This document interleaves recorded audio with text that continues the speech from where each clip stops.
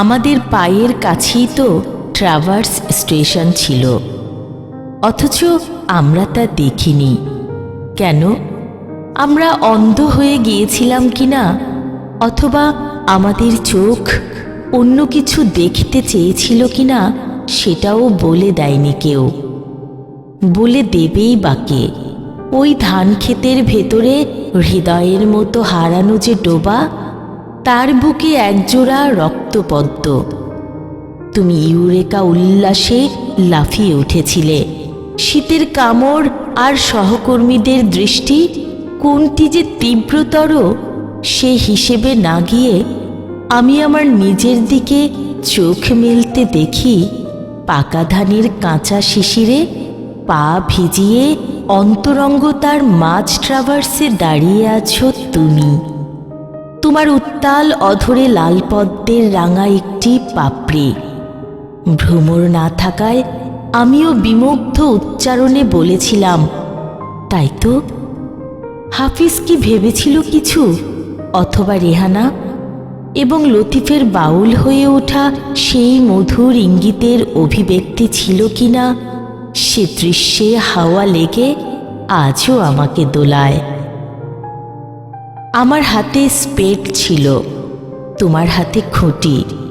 আমি যেখানে কোপ লাগিয়েছি তুমি খুঁটি পুঁতে ফ্ল্যাগ উড়িয়েছ। তাকিয়ে থেকেছে আসমান, হাততালি দিয়েছে হাওয়া। বেলাভর আমরা চিহ্নিত করেছি এভাবে আমাদের যৌথ জরিপের মাঠ। তাঁবুতে ফিরে দেখি আমার নিভৃতির চতুর্সীমানায় খুঁটি পোতা, ফ্ল্যাগ উঠছে হাওয়ায়। অপটিক্যাল স্কোয়ারে চোখ মেলে ঘামতেছ তুমি। রাইট অ্যাঙ্গেল মেলাতে বসে মেলাতে পারছো না। পাশে প্লেন টেবিলের নিচে রক্ত জখম হয়েও অনুগতের মতন নিশ্চুপ আমার হৃদয়। কিস্তুয়ারে হাত দিয়েই কেটে গেছে দিন, সপ্তাহ, মাস। পায়ের গোছায় ব্যথা ছিল, তবু সোদাগন্ধি ক্লান্তি আমাদের ক্লান্ত করেনি। কাটা আমনের খেতে গানটার চেইন টেনে আমরা নিয়েছি নকশা আঁকার মাপ। অগ্রপ্রান্তে তুমি, পেছন প্রান্ত ধরে দিক মেলানোর সময় আমি বারবার চেয়েছি দুটি আলোর মুকুট পরা যমজ নক্ষত্রের দিকে। কখনো আলোয় উদ্ভাসিত হয়েছে দুটি চোখ, কখনো হাতড়িয়েছে রোদ মাখা অন্ধকার। তারপর নকশা আঁকার কাজ, আনাড়িপনার অনুশীলন। কেঁপেছে ডিভাইডার, কেঁপেছে তোমার হাত, সেই সাথে কেঁপেছে আমার ভাবনাও। ফলে তো জমে উঠেছে খুনসুটি এবং বড়ই বৃক্ষে ঢিল ছোড়ার আনন্দ। তারপর আমাদের শুধু দুয়েল কুয়েল শ্যামা হয়ে ওঠা। শীতের মাঠে বসন্ত, মেতে উঠেছে বাতাস। আমার উত্তর আধুনিক হৃদয়ে জেগে উঠেছেন রবীন্দ্রনাথ। আমি তাই নিয়ে রচে গেছি আমার কবিতার ফাল্গুনি। 1, 2, 3। তুমি শত অজুহাতে শুনেছ সেসব।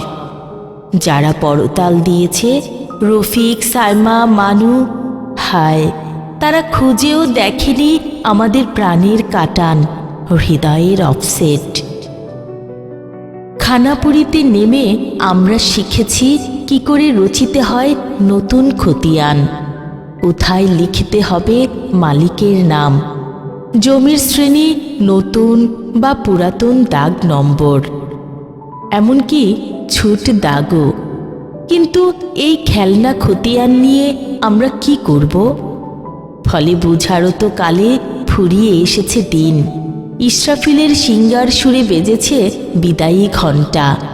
আকরাম গুছিয়েছে ব্যাগ, বাতাস নিয়ে গেছে অশ্রু সজল অভিব্যক্তি।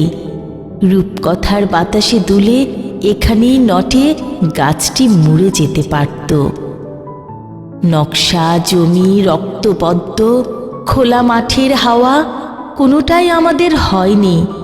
আনতে পারিনি ব্যাগ ভর্তি ভিটামিন ডি মাখা সকালের লাল রোদ, কিংবা উন্মুক্ত অক্সিজেনের বাগানের 2-4টি ফুল। উল্টো আমরাই রেখে এসেছি কিছু ঘাম, কিছু হাসি, প্রাপ্তবয়স্ক কিছু ছেলেমেয়ে প্রোটোকলের কিছু মধুর লঙ্ঘন। আমার জামার রং বলছে সে কতদিন হয়, উজানের অবিচারে কত নদী হয়ে গেছে ডাঙা, আইন ভেঙে কত কৃষি জমিতে বসে গেছে কারখানার পিলার। অথচ আজ এতদিন পরেও মাঝে মাঝে চোখ চলে যায় অপরিবর্তিত ভূগোলে। দেখি আমার নিভৃত পলিগন জুড়ে অজস্র খণ্ডে নকশা আঁকা, কত দাগ, কত খতিয়ান। সে খতিয়ানে মালিকের ঘরে পুরনো নামটাই আছে বটে, কিন্তু মন্তব্যের কলামে লাল হরফে লেখা, দখল সূত্রে এই জমির মালিক অনিমা অদ্বিতীয়া।